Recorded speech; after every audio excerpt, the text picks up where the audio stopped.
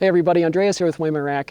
Micro cams, like the alien cams, are some of the most difficult pieces of climbing kit to fabricate because not only are there a number of parts involved, but those parts are typically pretty small and they require really tight tolerances in order to create a functioning, smooth product that also passes all the certification requirements.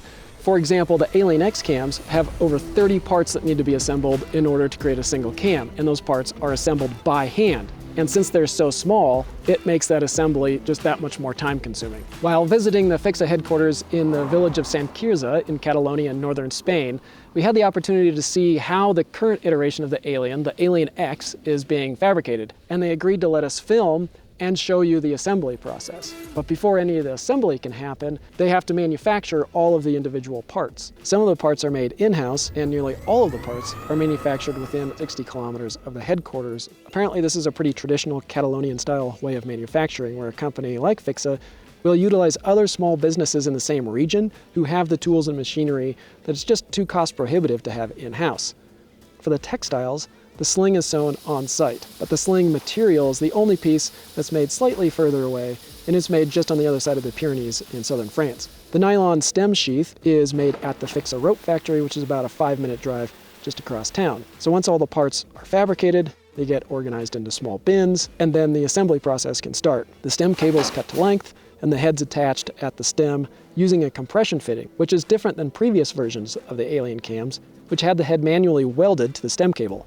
This new construction should provide a more robust and consistent connection at that critical point. The cam lobes then get the trigger wires installed and bent, and then the springs are installed on each lobe. The new lobe design is anodized, and then the anodization is machined off the contact surface for better friction. Then the X texture is applied for even greater friction during the initial placements. The axle then goes into the head, and the lobes are assembled onto the axle. The lobes are then riveted to the axle to ensure a solid head assembly that maintains the correct tolerances. The sheath assembly is then created by crimping the trigger wire bar, or the yoke, to one end and the newly designed finger trigger to the other. The sheath assembly is then slid onto the stem cable, and the trigger wires are installed by feeding them through the trigger wire bar and then swaging a tiny cap onto the end of each wire. This trigger assembly has grown 4 millimeters in length compared to the Alien Evolution and Revolution models, which makes it the same as the original Alien design, making it possible to get deeper cam placements.